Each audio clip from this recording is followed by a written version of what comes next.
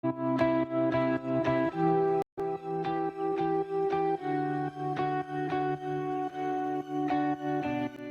Hello, everyone. I'm so excited to introduce to you Renee, who is the Executive Director at International Game Developers Association, which is the largest non-profit membership organizations for individuals who create games, people like yourself.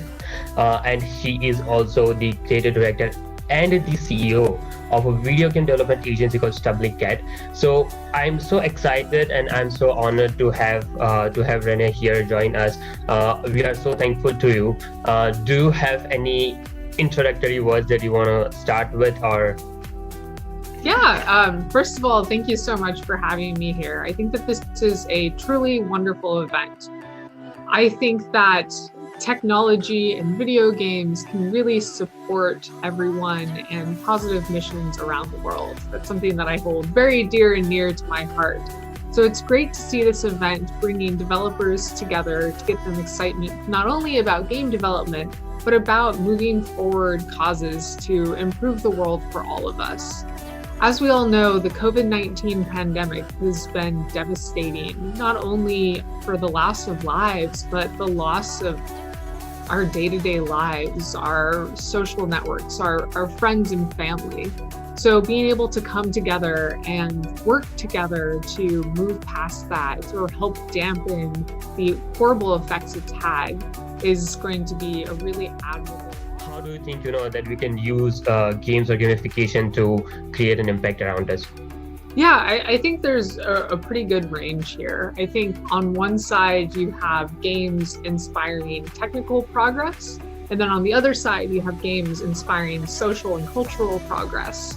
So with video games, what they've been used for so far is, on the technical side, you have protein folding games where you're helping try to find ways to fold proteins and stop viruses and overcome it like that. So if you have an understanding of the science and the COVID-19 virus itself, you might want to think about the most technical side of things from there.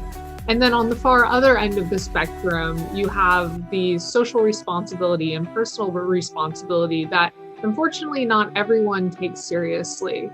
So you could do, again, a more technical side of that social impact and say, do something like how the pandemic spreads and how people wearing masks will help prevent the spread, but you have to encourage people to wear masks. So you're trying to motivate your population while combating the resource loss and things like that.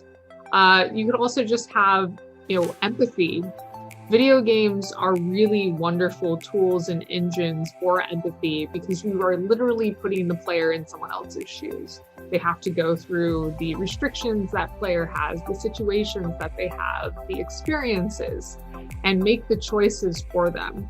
So games can be really well used to drive empathy, and empathy is something that we need more of because with this social isolation, with being distant from each other, with political turmoil across the globe itself, sometimes we forget that we have responsibilities to our neighbors and they have responsibilities to us, even if it's as simple as wearing a mask and not going out to eat or trying to not shop as often. So while you are on this, and I'm sorry to put you on your feet, but do you have an example? So if you were to make a game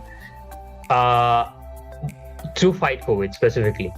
So if I were to create a game to fight COVID, I guess the idea that I would have in mind is the one that I had mentioned before, where you have, the virus is spreading and you have population centers where you're trying to create a cultural resistance to the virus by encouraging proper, social protocols and things.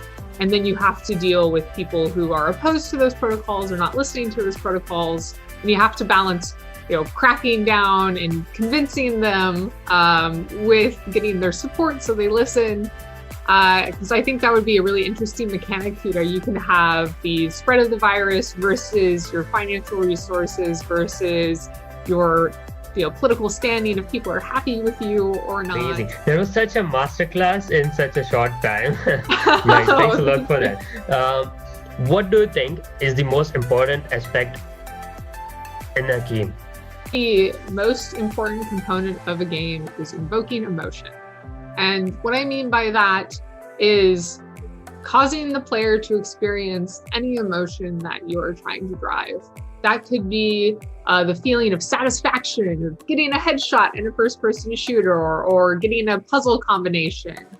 It could be sadness of losing a character in the game or a resource or suffering from a defeat.